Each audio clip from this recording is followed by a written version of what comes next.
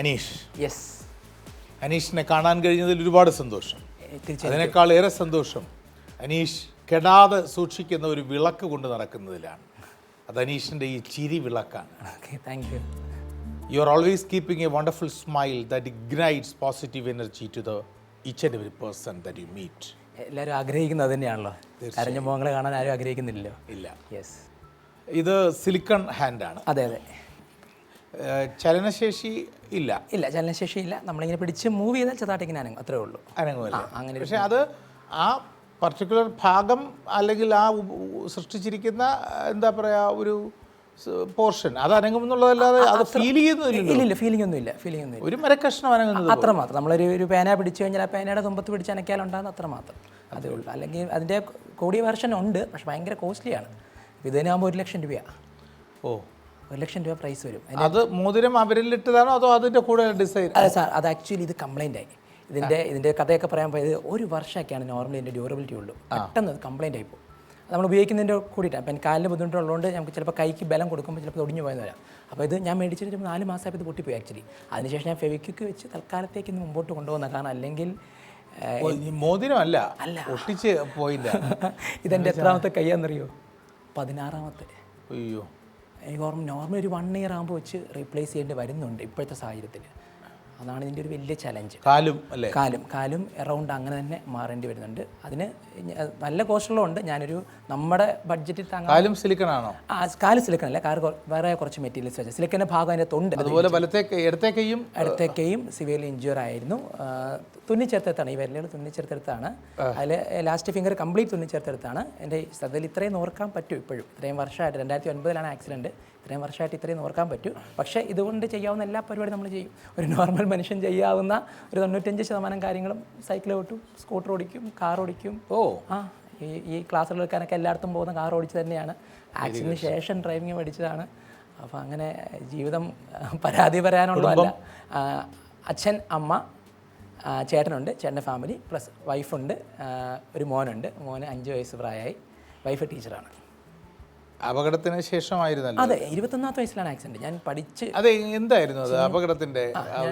Diploma complete ചെയ്ത് 21ാമത്തെ വയസ്സിൽ complete ചെയ്ത് എനിക്ക് സർജറി ഉണ്ട് എൻ്റെ വലത് കാലിന്. സർജറിയുടെ ഭാഗമായിട്ട് ട്രിവാൻഡ്രത്ത് വന്ന് തിരിച്ചതിന് ചെക്കപ്പ് കഴിഞ്ഞാൽ ISROയിൽ ജോലിക്ക് എന്നെ വിളിച്ചതുള്ളൂ. അതായത് ഒരു 15 ദിവസം കഴിഞ്ഞാൽ ഇൻ്റർവ്യൂ. അപ്പോൾ ഇൻ്റർവ്യൂ 15 ദിവസം മുമ്പ് ഞാനിവിടെ വന്ന് തിരിച്ചു പോയപ്പോൾ എൻ്റെ കാലിൽ ക്രൈബ് ബാൻഡേജ് എന്ന് പറയില്ല, നമ്മൾ ഈ വെരിക്കോസ്മേനൊക്കെ ചുറ്റുന്ന ബാൻഡേജ് കാലിൽ ചുറ്റിട്ടുണ്ടായിരുന്നു ചെക്കപ്പിന് ശേഷം. അപ്പോൾ ഞാൻ ഇറങ്ങിയപ്പം കോട്ടയത്തെ സ്റ്റേഷനിൽ വെച്ച് ഇറങ്ങിയപ്പോൾ അത് അഴിഞ്ഞു പോയി, പാളത്തിൽ ഉടക്കി ഞാൻ അങ്ങനെ വീണാണ്. ട്രെയിനിൻ്റെ ചുറ്റി വീണാണ്. അങ്ങനെ ട്രെയിനിൻ്റെ മുകളിൽ കൂടെ കയറിപ്പോയി എന്നെ വലിച്ചുകൊണ്ട് പോയി. കൈപ്പത്തി ഇവിടെ കൊണ്ട് പൂർണ്ണമായി അറ്റുപോയി, കാല് ഇവിടം കൊണ്ട് അറ്റുപോയി. അപ്പം തിരിച്ച് കിട്ടില്ല എന്നുള്ളൊരവസ്ഥയൊക്കെ ആയിരുന്നു. പക്ഷേ കോട്ടയം മെഡിക്കൽ കോളേജിൽ കൊണ്ടുവന്ന് അവിടുത്തെ ഡോക്ടേഴ്സൊക്കെ വളരെ വേഗം ബോധം പോയിരുന്നു. ബോധം വരുന്നത് പിറ്റേ ദിവസം രാവിലെയാണ്. രാവിലെ അമ്മ തട്ടി വിളിക്കുമ്പോഴാണ് ബോധം വരുന്നതും. ബോധം വരുമ്പോൾ കൈയും കാലും ഇല്ല എന്ന് തിരിച്ചറിയുന്നു. ആ തിരിച്ചറിഞ്ഞ നിമിഷം, കാരണം ഇനി മുമ്പോട്ട് ഒരു പ്രതീക്ഷയില്ല. ഞാൻ നല്ലോണം കൂലിപ്പണി ചെയ്ത് പഠിച്ച ആളാണ്. 7ാം ക്ലാസ്സിൽ പഠിക്കുമ്പോൾ ഒരു പണിക്ക് പോകാൻ തുടങ്ങിയ ആളാണ്. അപ്പോൾ അതുകൊണ്ട് ഇതെല്ലാം കഷ്ടപ്പെട്ട് നേടി എല്ലാം ഒരു നിമിഷം കൊണ്ട് ഇല്ലാതായി മാറി. ഇനി ജീവിച്ചിട്ടൊരു കാര്യമില്ല. എൻ്റെ അച്ഛനും അമ്മയ്ക്കും ഒരു നേരത്തെ മരുന്ന് പോലും മേടിക്കാൻ പൈസ ഇല്ല എന്ന് തിരിച്ചറിഞ്ഞ നിമിഷം. അതുകൊണ്ട് തന്നെ ഞാൻ അമ്മയോട് പറഞ്ഞത് എന്നെ പറ്റുമെങ്കിൽ ദയാവധത്തിന് വിധേയനാക്കണമെന്ന് തന്നെയായിരുന്നു. കാരണം എനിക്ക് മുമ്പോട്ടൊന്നും ചെയ്യാനില്ല. കാരണം തിരിച്ച് വീട്ടിൽ ചെന്നാൽ വീട്ടിൽ യൂറോപ്യൻ ടോയ്ലറ്റ് പോലും ഇല്ല, ഇന്ത്യൻ ടോയ്ലറ്റാണ്, തേച്ചിട്ടില്ല തറ. അപ്പോൾ ഞാൻ ഈ മുട്ടയിൽ അഴയുമ്പോൾ ആദ്യമൊക്കെ എൻ്റെ മുട്ടയിലും തൊലി പോകുമായിരുന്നു. അപ്പോൾ ഇനി ഒരു പ്രതീക്ഷ ഒന്നും ഇല്ലാത്തടത്ത് നിന്ന് അവിടുന്ന് ഒരു തിരിച്ചു വരാനുള്ള ശ്രമം. ശരിക്കും പറഞ്ഞാൽ നമ്മൾ ഈ ലാസ്റ്റ് വിക്കറ്റ് എന്ന് പറയുന്ന പോലെ ഈ കയ്യിൽ കുറച്ച് വിരലുകൾ കനക്കമുണ്ട്, ഈ തള്ളവലിന് അനക്കമുണ്ട്, ഈ ഒരു കാലുണ്ട്. ഇത് രണ്ടും കൊണ്ട് എങ്ങനെ തിരിച്ചു വരാമെന്നുള്ളൊരു പോരാട്ടം. അവിടുന്ന് ആണ് വീണ്ടും 2ാം ജന്മം ആരംഭിക്കുന്നത്. ഇപ്പോൾ ഒരുപാട് വേദികളുണ്ട്. ഏകദേശം 3000-ഓളം വേദികളിൽ കയറി ക്ലാസ്സുകൾ എടുത്തിട്ടുണ്ട്. 8 ലക്ഷത്തോളം ആൾക്കാരെ ഇൻസ്പയർ ചെയ്യാനുള്ള ഭാഗ്യം ഉണ്ടായിട്ടുണ്ട്. പല രാജ്യങ്ങളൊക്കെ പോയി ക്ലാസ് എടുക്കാനുള്ള ഭാഗ്യം ഉണ്ടായിട്ടുണ്ട്. മറ്റുള്ളവർക്ക് ജീവിതത്തിൽ പ്രതീക്ഷ നൽകുക, അതുതന്നെയാണ് എൻ്റെ ഏറ്റവും വലിയ ആഗ്രഹം. ഇപ്പോൾ ഞാനിപ്പം ഗവൺമെൻറ് സർവീസിലായിരുന്നു. സർവീസിൽ നിന്ന് ലീവ് എടുത്ത് ഇറങ്ങിയിരിക്കുകയാണ്. അപ്പോൾ സ്വന്തമായിട്ടൊരു ഓർഗനൈസേഷൻ അങ്ങ് സ്റ്റാർട്ട് ചെയ്തു. ഹഗ് ഇൻ്റർനാഷണൽ ആണ് എൻ്റെ പേര്. Hug HUG. ഡെഫിനറ്റായിട്ട്. Thank you sir, thank you. മറ്റുള്ളവർക്ക് പ്രതീക്ഷ നൽകുക. കാരണം സത്യത്തിൽ നമ്മളുണ്ടല്ലോ, എത്ര വലിയ പ്രതിസന്ധി ഉണ്ടായാലും നമുക്ക് തിരിച്ചു വരാൻ പറ്റും. അതിൻ്റെ സാധ്യതയുണ്ട്. അത് കാണാനുള്ള മനസ്സ് നമ്മളുണ്ടായാൽ മതി. ചിലപ്പോൾ അത് കാണിച്ചു തരാൻ പറ്റിയ വ്യക്തികൾ നമ്മുടെ മുമ്പിൽ വരും. അവരെ അത് ദൈവദൂതൻ്റെ രൂപത്തിലാണ് അവരൊന്ന് കാണാനുള്ള മനസ്സ് നമ്മൾ കാണിക്കുക എന്നുള്ളത്. അപ്പോൾ അതുകൊണ്ട് ഞങ്ങൾക്ക് ഇതിനൊരു മെസ്സേജ് ഉണ്ട്, ബി ഹോപ്പ്ഫുൾ. ഈ ഹഗിൻ്റെ full form be hopeful, unleash your uniqueness, grow purposefully എന്നാണ്. എന്ത് സംഭവിച്ചാലും എത്ര വലിയ പ്രതിസന്ധി ഉണ്ടായാലും ശരി, അത് സാമ്പത്തിക പ്രതിസന്ധി ആയിക്കോട്ടെ, ആരോഗ്യ പ്രതിസന്ധി ആയിക്കോട്ടെ, ഈവൻ ഒരാൾ നമ്മളെ വിട്ടുപോയതായിക്കോട്ടെ, അവിടെ ഒരു സാധ്യതയുണ്ട്, അത് കണ്ടെത്തണം.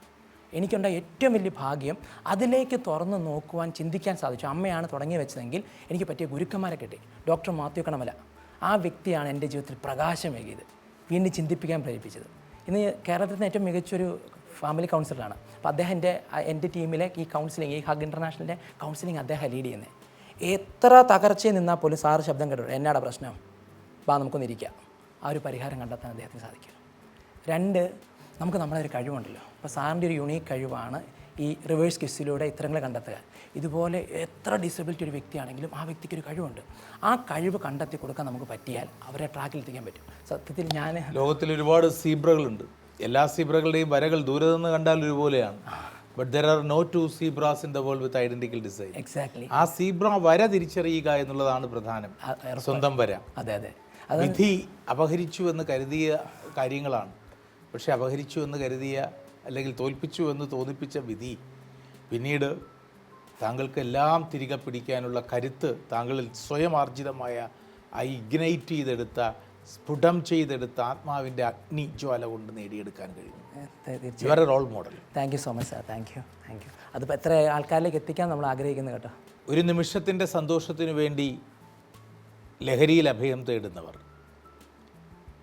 അവനവനിലുള്ള വിശ്വാസം നഷ്ടപ്പെട്ട് അന്ധവിശ്വാസത്തിലും ആൾദൈവങ്ങളിലും അഭയം കണ്ടെത്താൻ ശ്രമിക്കുന്നവർ, താൽക്കാലികമായ ആഹ്ലാദം നിഷേധിക്കപ്പെട്ട ഒരൊറ്റ കാരണം കൊണ്ട് അവരന് നേർക്ക് കൊലക്കത്തിയോങ്ങുന്നവർ, കുടുംബ ബന്ധങ്ങളുടെ വില പൂർണ്ണമായും നശിപ്പിച്ച് കളയുന്നവർ, സൗഹൃദങ്ങൾ തങ്ങളുടെ വ്യക്തിപരമായ നേട്ടങ്ങൾക്ക് മുന്നിൽ പണയം വയ്ക്കുന്നവർ, പ്രണയത്തിൽ പോലും കാലുഷ്യത്തിൻ്റെ പാമ്പുകളെ കയറൂരി വിടുന്നവർ, നമുക്ക് ചുറ്റുമുള്ള ഇത്തരം സാഹചര്യങ്ങളിലൂടെ പോകുന്നവരോടെല്ലാം എനിക്ക് പറയാനുള്ളത് ഒരൊറ്റ കാര്യം: പ്രതിവിധികൾക്ക് പാഠപുസ്തകം വേണം. ജീവിച്ചിരിക്കുന്ന ഈ ലോകത്തിലെ ഏറ്റവും മഹത്തായ പാഠപുസ്തകത്തിൻ്റെ പേര് മനുഷ്യൻ എന്നാണ്. തളർന്നുപോയി എന്ന് നിങ്ങൾക്ക് തോന്നലുണ്ട് എങ്കിൽ, വരാനിരിക്കുന്ന പരീക്ഷയിൽ പരാജയപ്പെടുമോ എന്ന് പേടിച്ച് മുൻകൂട്ടി ആത്മഹത്യ ചെയ്യുന്ന കുട്ടികളുള്ള ഈ സമൂഹത്തിന് ഞാനിതാ ഒരു പാഠപുസ്തകം തുറന്നു വയ്ക്കുന്നു. ഈ പാഠപുസ്തകത്തിൻ്റെ പേര് അനീഷ് മോഹൻ എന്നാണ്. Aneesh, you are a role model. Thank you so much sir. Thank U.